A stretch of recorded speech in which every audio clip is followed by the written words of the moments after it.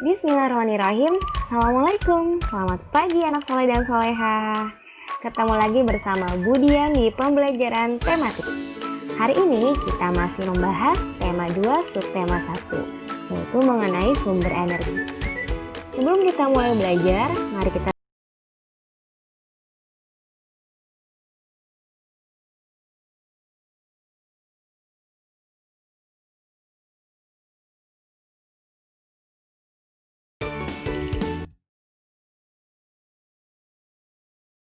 materi pertama pada hari ini adalah bahasa Indonesia. Hari ini kita akan membahas mengenai teks petunjuk. Teks petunjuk atau kalimat petunjuk adalah teks yang memberikan arahan dalam melakukan sesuatu agar tujuan yang diharapkan dapat tercapai. Teks petunjuk disebut juga dengan teks prosedur, yang bertujuan untuk memberikan panduan dan arahan kepada kita agar tidak salah ketika menggunakan suatu alat. Oleh karena itu, teks petunjuk harus jelas, singkat, dan mudah dimengerti. Berikut adalah contoh teks petunjuk penggunaan alat pada kipas angin listrik. Yang pertama, masukkan steker pada stop kontak. Yang kedua, tekan tombol on untuk menyalakan kipas angin. Yang ketiga, tekan tombol 1, 2, 3, atau 4 sesuai kecepatan angin yang diinginkan. Yang keempat, tekan tombol putar untuk memutar kepala kipas angin ke semua arah. Yang kelima, tekan tombol off untuk mematikan kipas angin. Dan yang keenam, cabut steker dari stop kontak jika sudah selesai digunakan.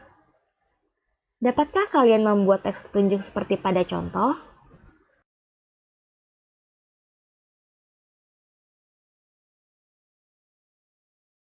Materi kedua yaitu ilmu pengetahuan sosial. Hari ini kita akan membahas mengenai sumber daya alam beserta pemanfaatannya bagi kehidupan sehari-hari. Tahukah kamu apakah yang dimaksud dengan sumber daya alam? Sumber daya alam adalah semua yang terdapat di alam dan dapat dimanfaatkan oleh manusia untuk mencukupi segala kebutuhan hidupnya. Sumber daya alam dibedakan menjadi 2 macam. Yang pertama, sumber daya alam hayati, dan yang kedua, sumber daya alam non-hayati. Sumber daya alam hayati adalah sumber daya alam yang berasal dari makhluk hidup, seperti hewan dan tumbuhan. Sedangkan sumber daya alam non-hayati adalah sumber daya alam yang berasal dari benda mati yang dapat dimanfaatkan, seperti matahari, air, angin, tanah, mineral, atau bahan tambang.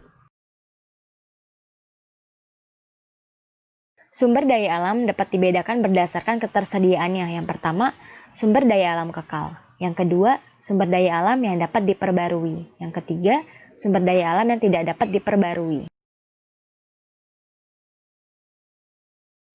Sumber daya alam kekal adalah sumber daya alam yang tidak akan habis karena selalu tersedia dan dapat digunakan sebanyak-banyaknya. Contohnya, cahaya matahari, angin, dan air.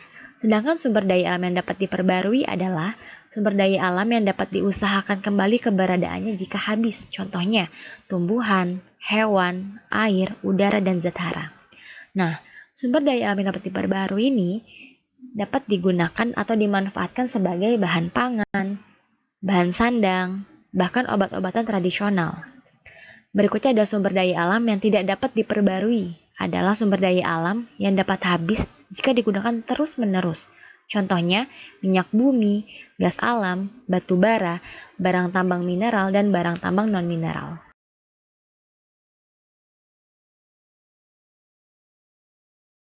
Materi ketiga yaitu seni budaya dan prakarya. Pada pertemuan hari ini kita akan belajar mengenai nada, notasi, birama, dan tempo. Nada adalah suara yang mempunyai getaran dan ketinggian tertentu, sehingga disepakati sebagai bunyi musikal. Notasi lagu terdiri dari 2 macam. Yang pertama, notasi angka atau not angka. Yang kedua, notasi balok atau not balok.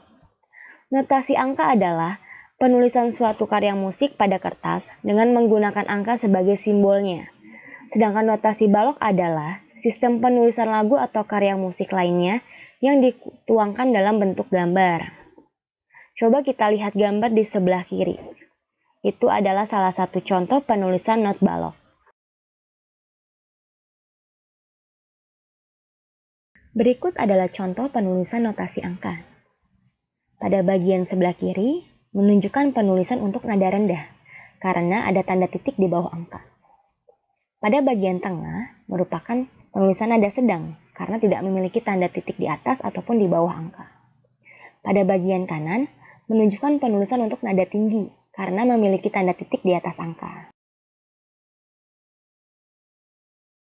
Birama lagu adalah satuan kecil dari irama yang memuat hitungan berulang-ulang secara teratur, sehingga memberi nilai pada panjang pendeknya bunyi.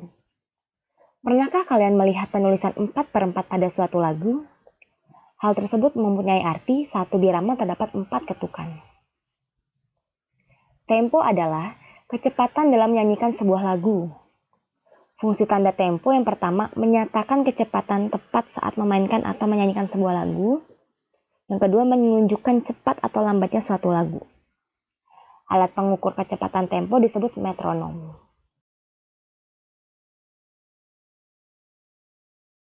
Macam-macam tanda tempo. Yang pertama, tanda tempo cepat. Yang kedua, tanda tempo sedang. Dan yang ketiga, tanda tempo lambat.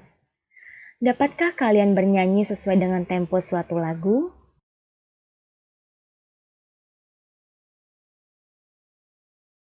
Materi keempat yaitu ilmu pengetahuan alam. Pada pertemuan sebelumnya, kita sudah membahas mengenai energi matahari dan energi angin. Hari ini kita akan membahas mengenai energi listrik. Energi listrik adalah energi yang serbaguna karena dapat membuat berbagai peralatan elektronik bekerja, seperti televisi, radio, lemari es, dan lain-lain. Manfaat energi listrik diantaranya yang pertama, sumber penerangan di malam hari. Yang kedua, sumber energi. Yang ketiga, sarana hiburan. Yang keempat, dapat digunakan dalam berbagai macam keperluan rumah tangga. Dan yang kelima, penghasil energi gerak. Energi listrik adalah energi yang serbaguna karena dapat membuat berbagai peralatan elektronik bekerja, seperti televisi, radio, lemari es, dan lain-lain. Manfaat energi listrik yang pertama, sumber penerangan di malam hari. Yang kedua, sumber energi. Yang ketiga, sarana hiburan. Yang keempat, dapat digunakan dalam berbagai macam keperluan rumah tangga. Dan yang kelima, penghasil energi gerak. Alhamdulillah selesai sudah pembahasan materi pada tema 2 subtema 1. Terima kasih karena sudah menyimak pembelajaran pada hari ini. Tetap semangat belajar dari rumah, tetap jaga kesehatan. Wassalamualaikum warahmatullahi wabarakatuh. Sampai jumpa lagi ya.